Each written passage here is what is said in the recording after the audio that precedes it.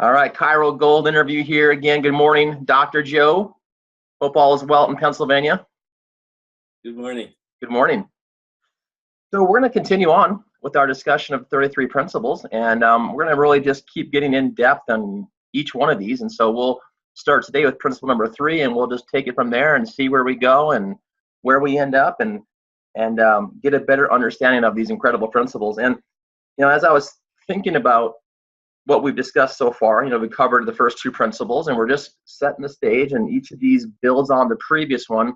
And it seems number 3, as I'm reading these, I won't say redundant, but it's very similar to principle 2. We're talking about from principle 2, the expression of intelligence through matter. And now we're talking about the union of intelligence and matter. And it seems that if intelligence is being expressed in something, that they must be united. And it feels like, to me anyway, it's just helping to set up the stage for incorporating force so that we can get into how these things are in fact united. But as far as principle 3 goes, the union of intelligence and matter, what are your major thoughts about that one? Well, I think that right away we, and I, like most people, tend to jump into this idea of life being talking about living matter, because obviously the principles ultimately are going toward the idea of life, and particularly life of spine, people. And I don't want to leave out animals at this point with spines, because it's the spine and the nerve system. It's right. is the concept. So, but I think that technically that these principles are dealing with matter from the first principle, matter in existence, which could be, which is any kind of matter is in existence. Yes. And even inanimate matter or non-living matter is still in existence. So those are relating to existence, and now we are relating to matter that is in existence but not necessarily living matter. Now we'll get to a point where we'll relate it through the principles to living matter, and then ultimately to living matter that has a spine. Obviously, an amoeba doesn't have a spine, but it is living. It is living matter, and it probably has a way in which you can relate to life and the expression of intelligence through matter. But there's still an expression of intelligence through matter that relates to non-living things. And I got to thinking about this with regard to your story, or your incident where you were swimming, where you got, and relating it back to the principles, and you said you tended to get off track. And unfortunately, I don't even know, you were swimming in a lake? Or? Yeah, Lake Coeur d'Alene, Idaho. Okay, so okay, I think what is it? How do you pronounce it? Coeur d'Alene. It's French for something hard of road. I can't remember. But anyway, it's a French word. It's in Idaho. Coeur d'Alene. Yeah, I think Chiropractic Association that I'm a member of had a convention out there. Okay, yeah, it's a beautiful spot. It's got one of these odd figures, I guess pronounced Coeur d'Alene. Yeah, the little, whatever it's called. Yeah, called it in German an umlaut, but I don't think the French call it an umlaut. Anyway, that was where you were swimming, but they don't have lanes like they do in pools. No. And so you needed that person to guide you back in, and I got thinking about that they don't have the floating things in it like they have in a swimming pool. So you had to go into that, and you said as a result you probably swam more than you were. Yes, definitely. Going back and forth rather than in a straight line, which a swimming pool where they have small races, short races, you have a swimming pool, and you have those buoys, floating buoys in there to keep you in your lanes, which I used to you have to look up all the time when I raced, and I didn't race in swimming meets very long, but I always had to look up because otherwise my face would begin to hit that buoy, and you had to have a guy there to tell you to move over to guide you over. And I got thinking about that, the purpose of the principles, which is what we're talking about, and moving toward the principles of chiropractic. But the principles are really rules and laws and principles that keep us in line, keep us where we are in line with chiropractic, and that's what the purpose is, and that's what the laws are. So I think I would like to move, not today, maybe somewhere down the line, talk a little more about the law, because I think people are probably interested in that law, in laws of chiropractic, the chiropractic laws. And I've studied a lot of history and realized that the laws in chiropractic are in order to keep us in line and guide us the way we should be, rather than get us out. Because when we get out of laws, then we tend to encroach upon somebody else's lane or somebody else's objective, and that's one of the problems that we have in chiropractic, the practical problem. So we'll eventually get to that place. Whether we'll get into it today depends on how far I wander. But I think because we do tend to talk about other things, and chiropractors have talked about other things so much that we have, in fact, tended to encroach upon other people's lanes. And when I speak about chiropractic, I speak about it from the objective, straight chiropractic standpoint, or what some people call a non-therapeutic standpoint, which the word, the Greek word for healing is thero, Theuro, which we would get therapeutic from. So chiropractic, in that sense, if we can answer some people who say chiropractic is a health profession, and some people say, well, chiropractic is not a health profession. I think if we look at it as from the word health, and the real meaning of the word health, then we are a health profession. Of course, being non-therapeutic means we're not a health profession. But therapy means to join together, because when the ancient Greeks were looking at this concept, pretty much the way in which they defined it was to bring together, to join together, and their major way to join together the material parts of the body, because it was sword wounds and spear wounds that were the main things that had to be healed.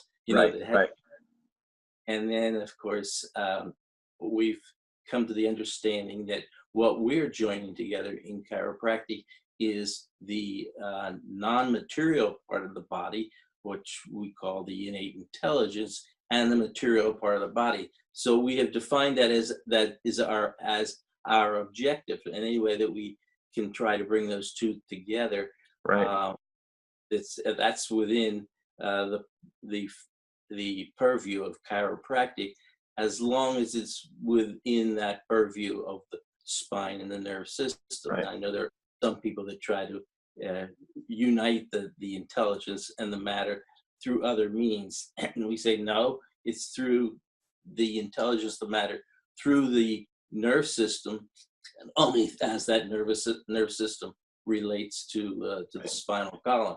And so that has created that intelligence that we have, and that way in which we unite the intelligence and the matter. So now, one thing there, Joe, too, that you mentioned is uniting the non-material with the material. And of course, the old quote from BJ is something about uniting man, the spiritual, with man, the physical.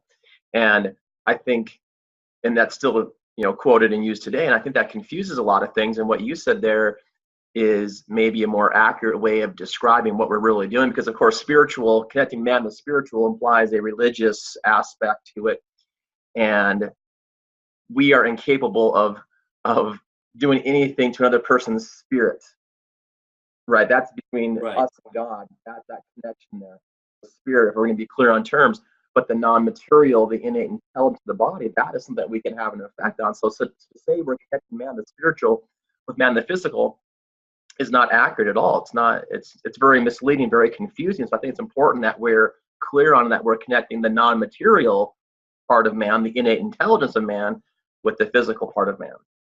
Yeah, I think, and this may be getting down a rabbit hole, but I think it's an important one, that the non-material part of man has a natural part, and has a supernatural part. The natural part would be the Innate intelligence. innate intelligence, where the supernatural part would be the soul and the spirit. Those would be a supernatural part. They need to be addressed, but we don't address them in chiropractic.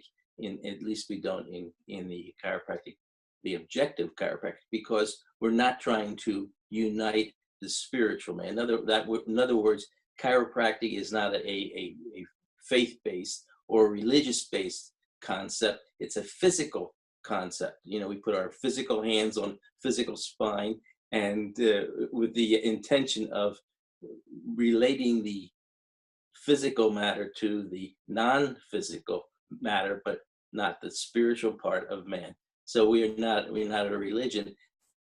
I think that some people who just look at principle number one and try to claim that's uniting the physical man and the spiritual man. But I think that it's talking about as David Koch, I think, calls it in his book, the metanatural, and that rather than the metaphysical. Metaphysical could have different concepts, but metanatural is meta means with the natural.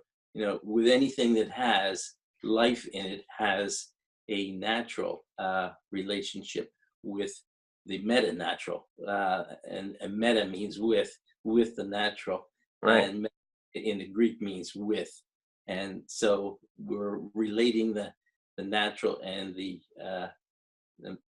non-natural, but still not the spiritual. So the spiritual, we just kind of say that's not our area. That's another area, and of course, I have concept as a Christian. I have that Christian concept, and I think a lot of the people in 1895 and following years came from that. They came from that similar background. Yeah, religious background, which to them the metanatural was the spiritual part of man, and so they mistakenly used that term. And but we're in the sense that we're talking about the metanatural person, but not the spiritual part of it. And I think a lot of chiropractors it's important to realize it's not any disrespect to BJ to say that wasn't accurate. We're just saying, hey, it's not accurate, but he was on the right path. We just need to clarify and kind of polish that up a little bit so it's more in line with what we're really doing. Yeah, and we've done that by saying that this is not our field. This is the field, just like we've talked about physical conditions being affected by chiropractic adjustment. That doesn't mean that we are into that lane of medical thinking or addressing symptoms or addressing medical conditions. And so we have to. We have to get back to our basic understanding of the of the principles, and those principles deal with the objective of chiropractic. Now, the objective of chiropractic, I think that defines what we do and the intention of what we do. So, with regard to these principles, they start out in a very, very mechanistic way when they talk about when it talks about all matter. You know, that matter can be physical or non-physical. You know, with your swimming, you're right away relating to a physical thing that you're doing and trying to maintain yourself in the proper line. And so we need the chiropractic philosophy to do that. Right. I came up with kind of a analogy. In our area, we have a lot of people who drive buggies, and and so you know, we have to stay in the proper lane. Now, when I have to pass a buggy, my wife said to me, well, you know, there's a buggy up here, and we're on our way to church in the morning, and of course, there's a lot of buggies that are on their way to church, and I have to pass that buggy, so I have to kind of get out of my lane, but I have to also not do that. And I know one Sunday she said to me, you know, there's a car coming the other way. Okay, now it was kind of a 2-lane road, so I had to kind of stay in that one lane, but still get over enough. I said to her, you know, don't worry, you know, I used to bowl, and I think what is it, the 4-6 split. I said, you know, I think that I can. And that's when she decided I should stop driving, because I said I think I can get both the car coming the other way, and you just have confidence in your driving skills is all. Yeah, right. I think she thought I was inferring that I could hit both. Oh. Yeah, I suppose the objective of bowling is to hit both at the same time. So yeah, so to get this, pick up the spare, you gotta hit both, and you only got one more shot at it. It's your second ball. So that's when she thought I shouldn't be driving anymore. I was only joking, but he really hasn't let me drive since then. But so anyway, that's an analogy, because the mechanical thing is non-material, it's still in existence. That is from principle number 1. That car is still in existence. The car just has to miss both of those things. And I've done that on a few spares at times. And in fact, when we drive in our area, we have a way in which we can prevent crossing over the wrong lanes. They have the rumble strips. Yes, yeah. I don't know. They don't have rumble strips there, but they have them a lot around here. I guess because people have to miss the buggies, and we have those rumble strips a lot in our area. That causes the mechanical car, which is a non-living matter, but it's still, you need to keep it in existence to keep it right. But so you need to miss them both, and that's what those rumble strips are. In fact, I noticed that a few times my wife drives, that she may get a little bit close to the lane, and she starts hitting that rumble strip, and that's when I look up from the driver's seat and do some backseat driving, because we do that. But I think that's what our laws are, and that's what our principles, which now when you say the laws, is that something different than the principles? Well, I think the principles are laws. Right. They become laws when we by the government making them into into laws, and saying what we do. And the law is pretty much the purpose of the laws in this, at least in the state that I'm in, were to prevent us from encroaching upon somebody else's line, which is called the practice of medicine. And so when chiropractic first began, and they first wanted to define chiropractic and to define what they do, they made up certain laws, and we think those laws are based upon certain principles. And I think the government did too, because they said, well, we don't want you chiropractors practicing medicine. Yeah. And so that's where they said, this is your lane. We accept your lane as correcting verbal subluxations to allow the innate intelligence of the body to be expressed through the material part of the body. That's chiropractic. And they said, granted, that's not what the practice of medicine is all about. And we're really not trying to define medicine for you. We're just trying to define chiropractic for you, but make sure you're not in the practice of medicine. And when chiropractic was first licensed in this state, and when it was first licensed, a lot of chiropractors didn't want to do that. They said, well, we really don't want to be required to do that. And in fact, a lot of them said, well, let's make chiropractic into a religion. And of course, historically, we had a group that said, no, well, let's make chiropractic into religion. First of all, that won't encroach upon the practice of medicine. And secondly, it will give us a area to that we can be free to practice what we're doing, because we've already been defined that there is religious freedom in this country. And I think there was a group that got together, wanted to do that, and BJ was opposed to that idea and actually disagreed with the fellow who wanted to do it, and he said, no, we don't want to make chiropractic into religion.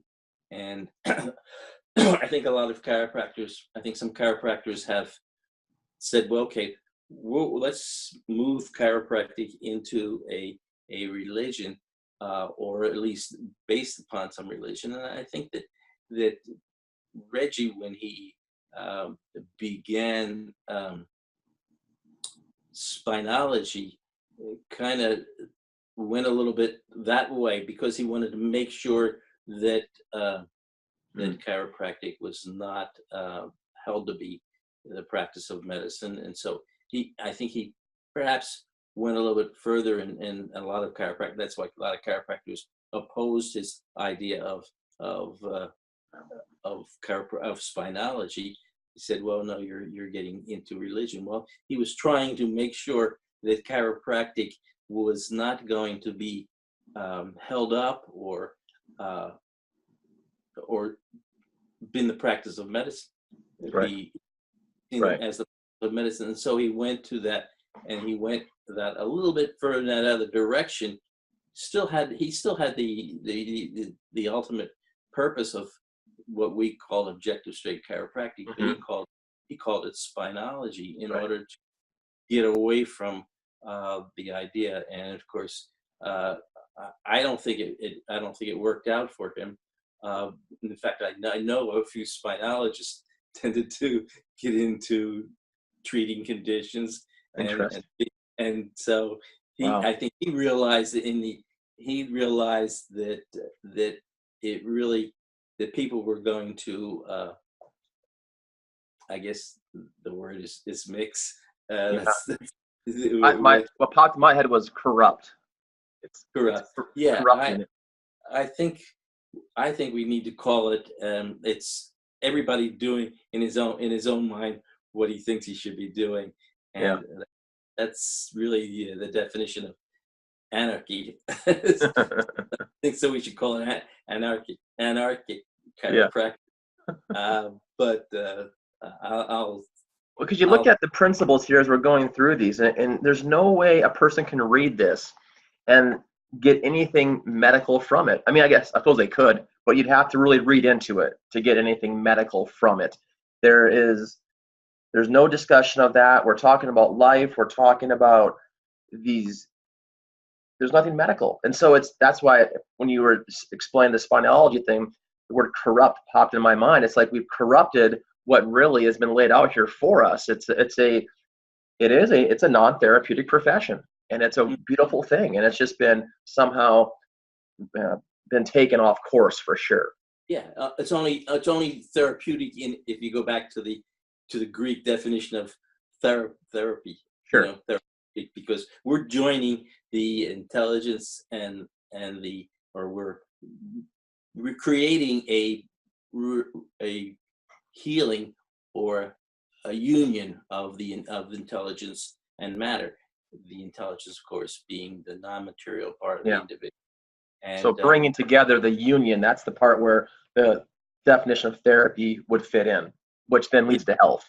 And that's how some people can try to, say, well, chiropractic then is a healing or a health profession. And of course, they some of them have gotten off course in that the therapy is trying to join something else or trying to find other ways of doing it, where chiropractic defines by the principles that bringing that union or bringing that togetherness or that relationship, restoring that relationship between the intelligence, the natural intelligence, the innate intelligence of the body, and restoring that and the natural material of the body. And that's why we say in chiropractic, well, you can't adjust a corpse because you don't bring that intelligence that doesn't have that intelligence any longer, and you can't adjust an amoeba because it doesn't have a spine. And so we've defined it to bring that natural life together, or the life of the expression of intelligence through matter. All living matter has intelligence in it. It just doesn't have the intelligence, a natural intelligence. An amoeba doesn't have, and it has a natural intelligence. How that intelligence is carried over the material part of a tree, I don't know, and how it's carried over the material part of an amoeba, I don't know that either. But it's not my place to have to figure that out. Right. Because that's like this, that's this week in the office, and I have some whiteboards in front of my adjusting chair, and I put up there today, or this week, I put up, I said, how much insulin does it take for your body to digest a cheeseburger? And I put, who knows and who cares? All you need to know is that your body knows exactly how much to produce. And so it's one of those things. We don't need to know all of this stuff. We just know that it happens, that it works, that there is a principle and a law governing these things that we get to work with. But we don't have to have the exact answers of how exactly it all happens and how it all works. No, and I don't think, and most people don't worry about that. I don't even think about that when I eat a cheeseburger. No. Even though I learned this long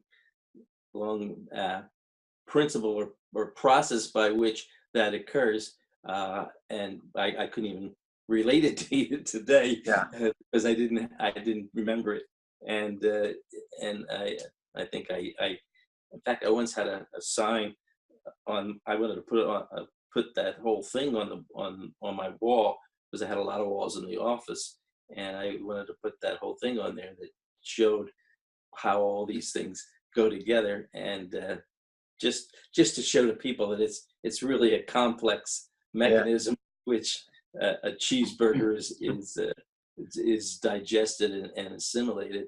But it wasn't necessary, and I think my associates at that time said, "Nah, we don't think that necessary, and we don't think that people would really care." They know they don't really care how that cheeseburger is being digested. Yeah. And I think some of these things we don't know, and it's not really Right. necessary.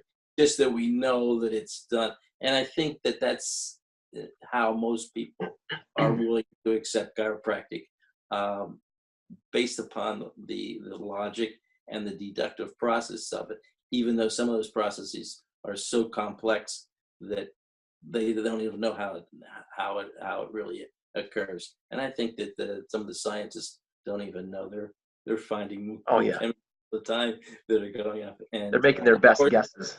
yeah, fortunately they don't have to they don't have to put those things together and to Mm, understand those things in order right. to deliver Yeah. an adjusting thrust to an individual's spine. Right. And chiropractors say, well, yeah, but we do notice that people do get well under chiropractic care. And we say, well, it's really not necessary we do that. If we What we really should be doing is finding ways in which we can correct vertebral subluxations in order to bring about this union of the intelligence and the matter. And how we do that uh, at the spinal level, that's what we should be doing, and that's what chiropractic is all about. That's the objective of chiropractic, and that's how we came up with this term, objective, Mm, rather than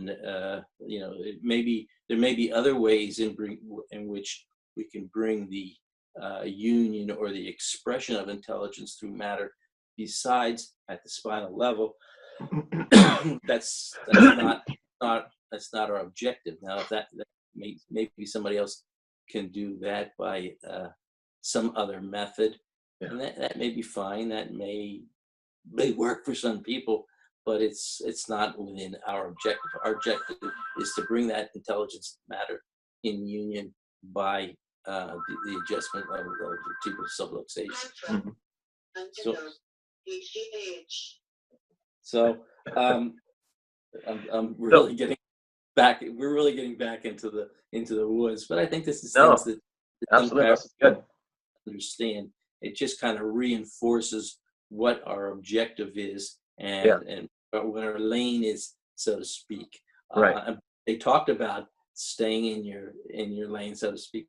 He called it slipping and checking, Yes. and I think that we have to understand when we're Yeah. slipping and when I we're can't not. remember what book it's in, but I remember reading a long time ago back in actually chiropractic school, one of the green books, and he told a story about staying in your lane and driving down the highway. Mhm. Um, and if you drift out of your lane, you're headed for trouble. You don't get back in your lane. You Right. know, Unfortunately, that causes the whole material part of the car to get into trouble when it hits another car coming the other direction. yeah. And in chiropractic, it just causes people to mix chiropractic when they get out of their lane Yes. Yeah. with the practice of medicine. And I think that's what those who originally started our profession did. I remember in the state of Pennsylvania originally, when they had the laws and they made the law licensing chiropractors, uh, that they said, well, we understand that you have a principle, and they didn't even want to. The legislature didn't want to even make a judgment as to whether there was legitimacy of our law. They just said enough people want that. We need to make sure that you're not encroaching upon the Yeah. field of medicine, and that you are staying within what your objective is. Right. And so they allowed chiropractors to correct vertebral subluxations. Mhm. And and, and of course, one of the early cases in chiropractic was the one that BJ used with Tom Mars. Uh, was the case in La Crosse, Wisconsin, with the chiropractor who was tried for practicing medicine and osteopathy without a license. Mm. Uh, Shigetaro Murakubo.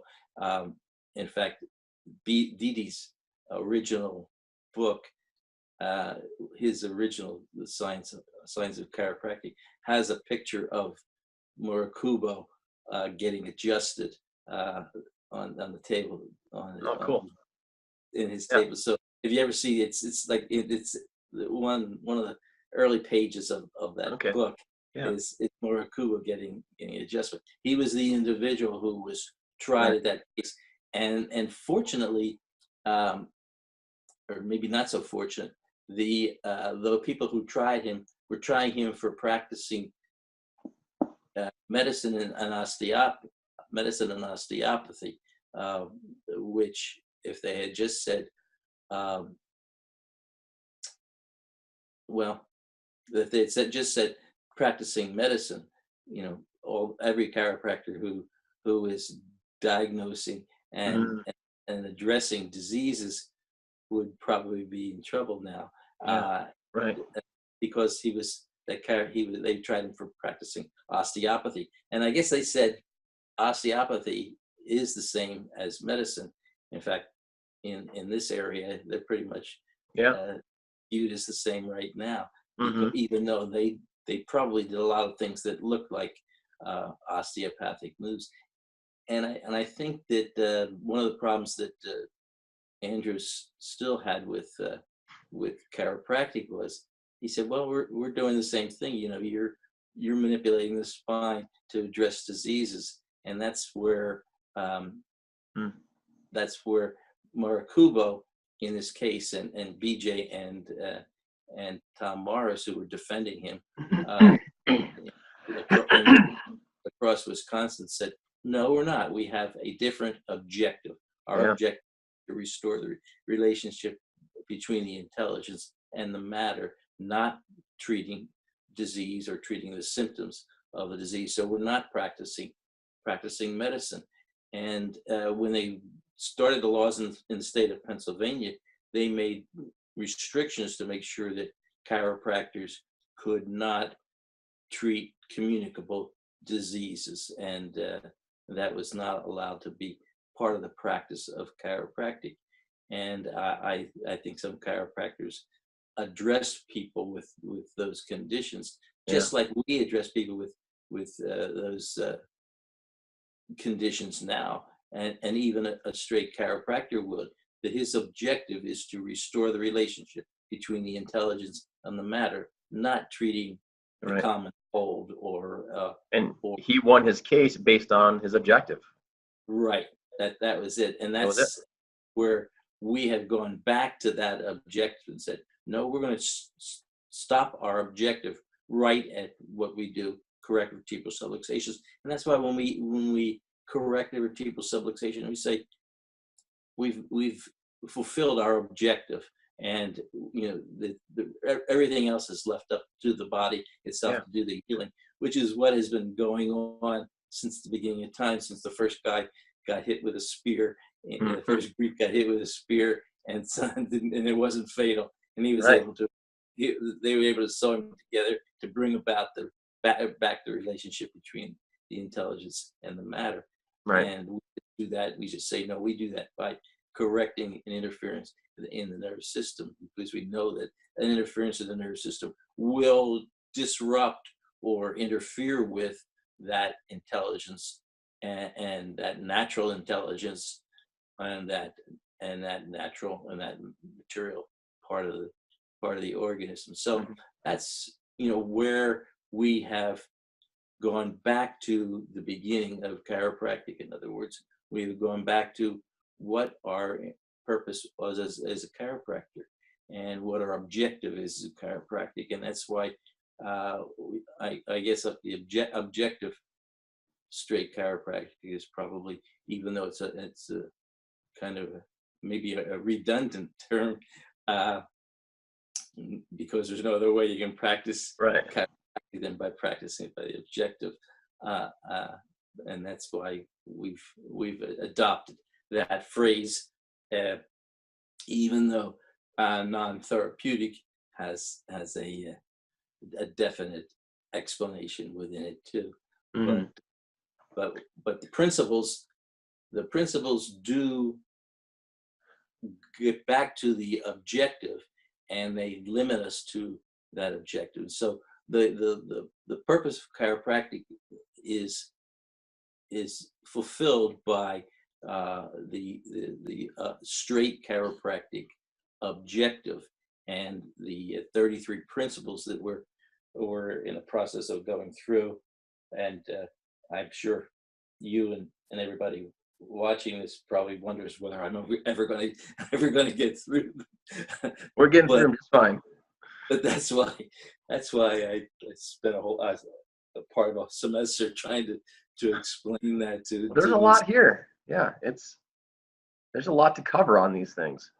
Yeah, and I think we can try to explain them. You know, I couldn't do it to lay people in less than 45 minutes or an hour, and that's what my lectures Right.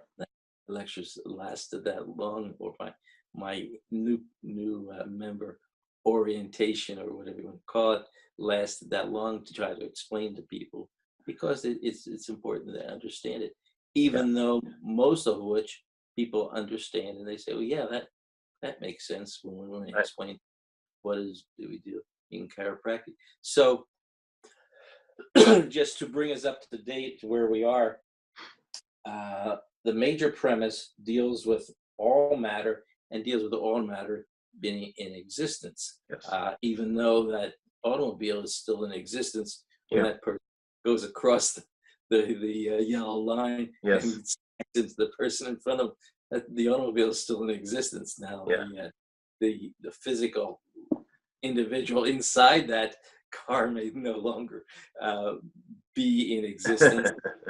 And then that would get into a theological concept as to whether they're still in existence. Well, I think that's the big part there, is mentioning is the existence, because when we first went over this, that's what I was kind of maybe hung up on when you start going through this. But existence is the way to think about this, that everything that is in existence he's not talking about just living things here. And that's where the confusion, I think a chiropractor first going into this stuff, they're thinking about the human body, about life, and then they read this, and it's kind of like, you got to realize, well, at this point, he's talking about non-living things, living things, everything in existence has universal intelligence in it. Yeah, even if that head-on collision between two automobiles is still they're still in existence. Even if it results in the death of the passengers within that automobile, they're still in existence. Maybe they may be in existence as corpses. And in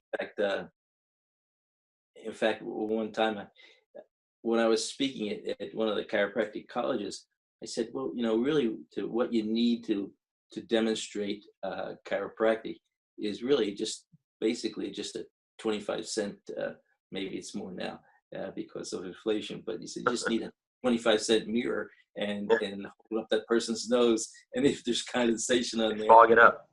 Then there's an innate intelligence in there, and they need to be adjusted, or at least checked to see if they have a subluxation in their spine. And that's the starting point. And they were first semester chiropractic students. They understood. They grasped that idea. Yeah.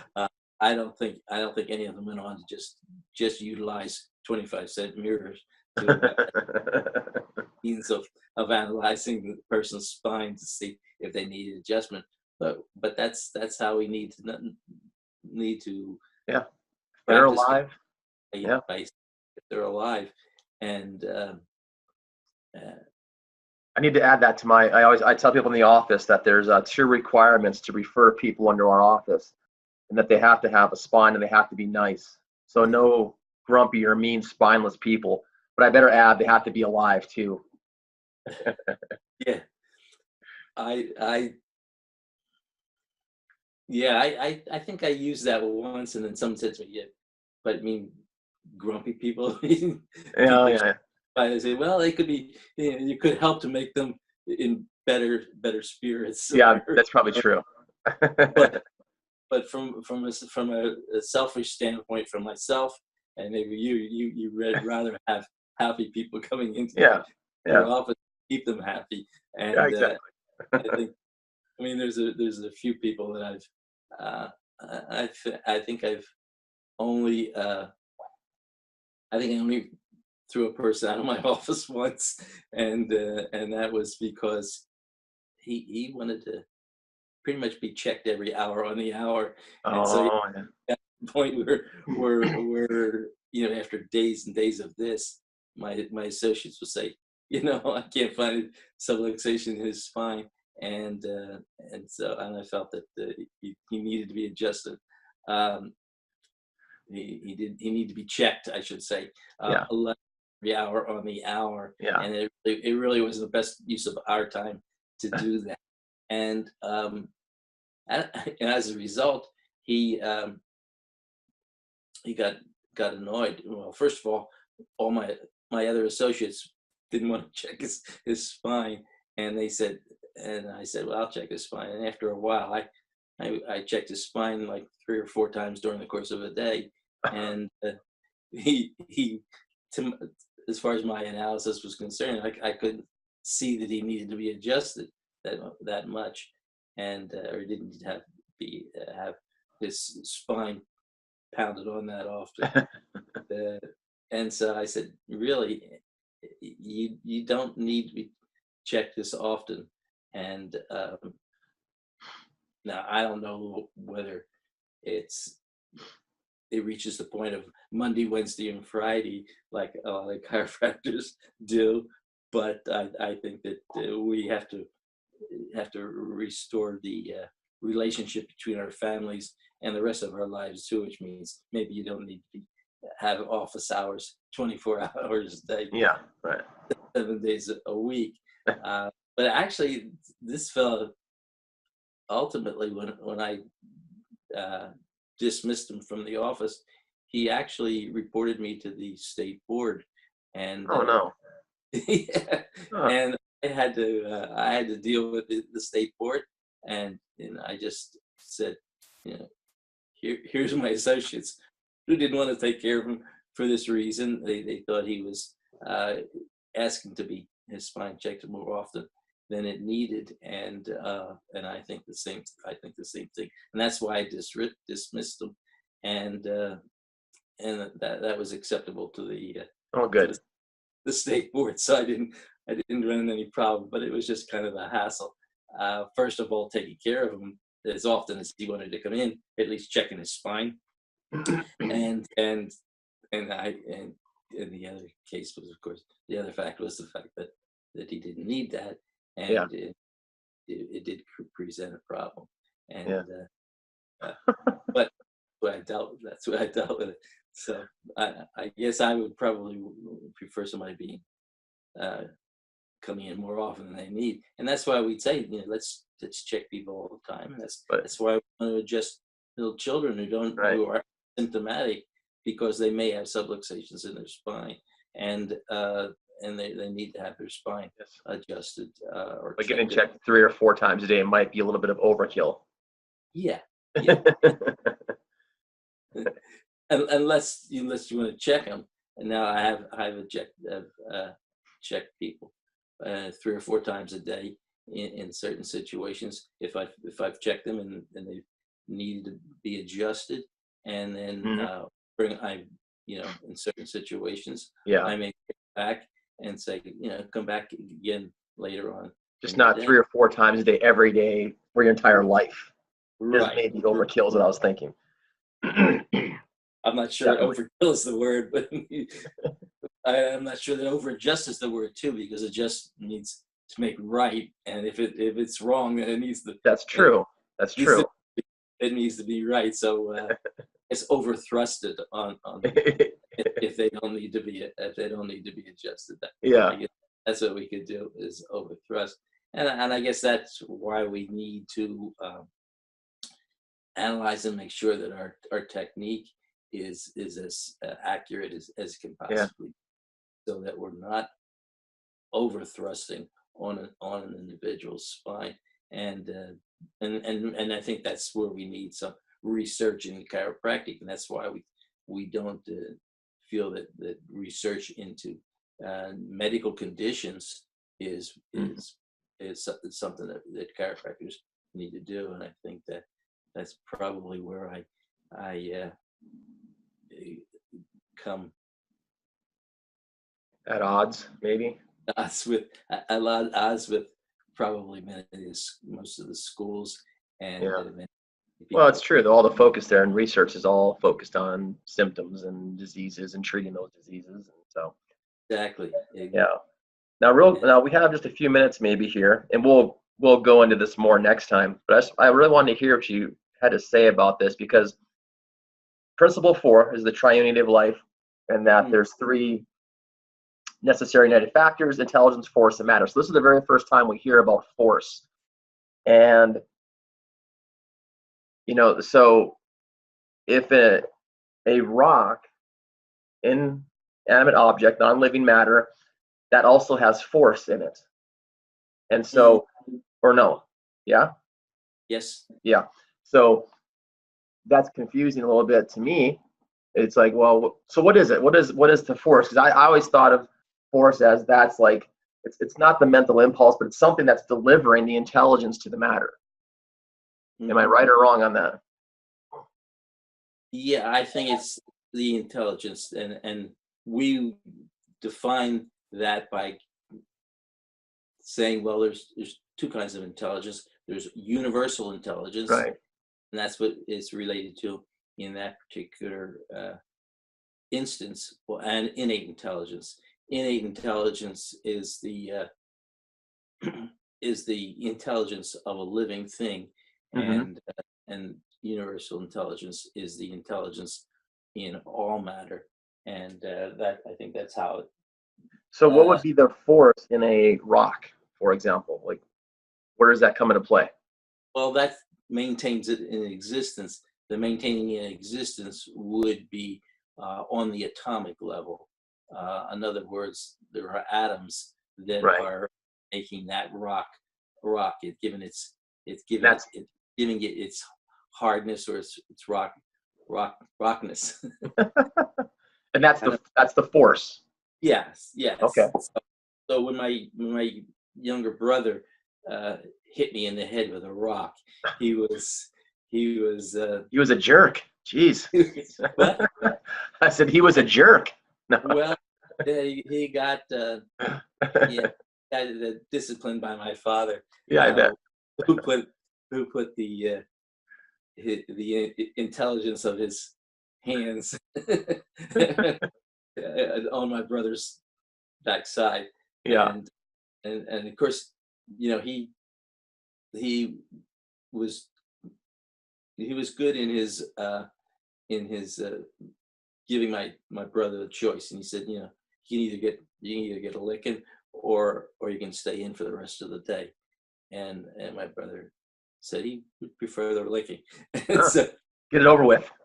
yeah, he wanted his discipline to be over with, and That's a come bit out. telling right there, because today most kids would just go, I'll just stay inside because I'll go play on my computer or on my, That's right. that Or won't, go that watch. wouldn't even be punishment today. Yeah, yeah, and my brother, I guess he liked to play outside, and he thought Yeah. that was in those days. I guess staying inside was a punishment. Yeah. And nowadays it's what do we call it to the kids? My daughter calls it with her kids a timeout. Yes. Yeah, so which I guess she just makes sure that their timeout is for them a timeout is sitting down and doing nothing, Yes. and or standing in a corner. That's the idea of getting back to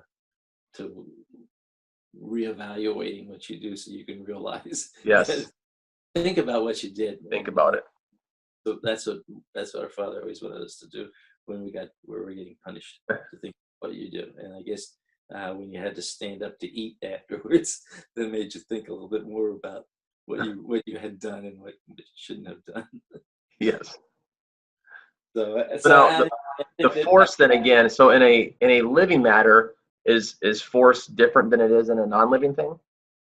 Well, as principle number one says, uh, there's universal intelligence in all matter. And so if you break all matter down to its atomic level, then the atoms that making up the carbon atoms in your body are the same as the carbon atoms in a rock. It's just Mm. The carbon atoms within your body are organized on a active level rather than the atoms in a piece of the carbon atoms in a piece of Right. So rock. the force then would be what's holding it together. Is that right? Basically, I'm thinking like, remember the diagrams of the magnets, and you'd see the magnetic poles and the like that's Mm. pulling things together. That force is uniting those two magnetized objects. Is that what we're talking about here, or no? Well, those carbon atoms are if they are in your body, then they're not organized in an atomic level. They're organized in an active, what we say, an active level. And I think that's the difference between the carbon atoms that make up the cells and the parts of your body, Right. organized on an active level, as far as if they're innate matter, as opposed to being universal matter. They're not organized on a active level, except Hmm. inactive in that they can maybe relate to the other aspects of that rock besides the carbon atoms in the rock. Yeah, Okay. whatever. I don't get too much into rocks because, like I say, I've never adjusted them. No. No, I just adjust human beings. Yes. In Okay. fact, uh, I had one fellow who he was it was like adjusting a rock when I was trying to Oh yeah. adjust his spine, and I was really having a difficult time. And he uh, he was one of my he was one of my Jewish patients, and he a Jewish practice member, and he I was having trouble moving the vertebra satisfactorily in my mind, satisfactorily in his cervical spine. And he said, "Well, I come from a stiff-necked people." Yeah, that's true. and Yeah. and so, but then that would if we follow that through, that would probably get us out of the realm of chiropractic Yeah, and probably. and into the. But I thought that was pretty interesting. He realized that there was some problem with moving the vertebra in his spine, and Hmm. and I've had people that's happened to me in my practice, and sometimes I just have to say, well, come back and we'll check it out again tomorrow and Yeah. see, and and and I've had people come in and say, boy, after that adjustment, uh, I felt great, which indicates to me that all we're doing is introducing an intelligent force, hopefully intelligent force, into the spine, and Right. the body makes the adjustment. And sometimes I've checked the person out, and the next day, even though I didn't think I moved that bone, didn't think I even introduced enough force to move the bone. That one day when I check them out the next day, uh, not only are their symptoms better, which didn't mean anything. It Right. could have been it could have been just coincident or Sure.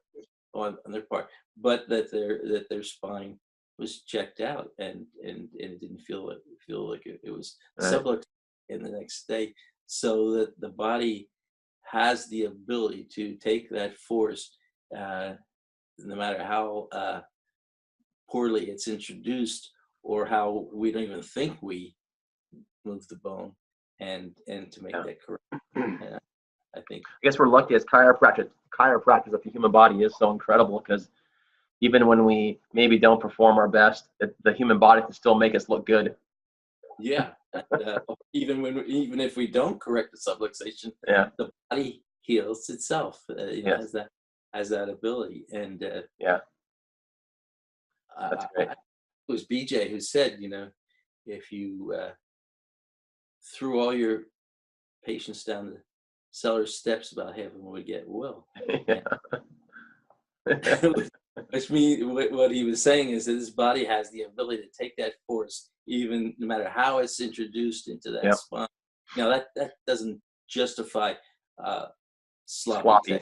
technique. we should make an effort to do that as well as we can. Yes. But there's many times I'm sure that we haven't corrected the subluxation, and the body has corrected it, and but we should make an effort to.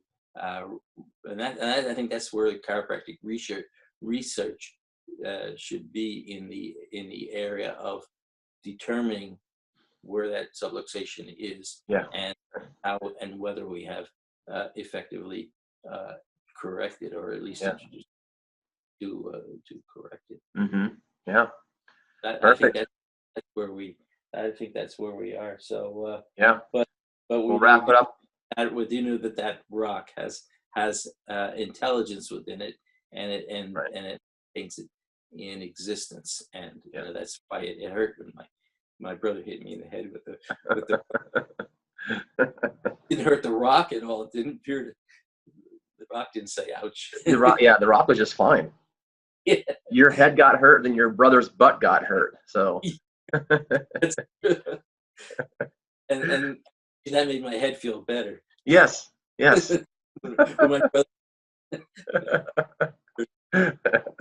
Perfect.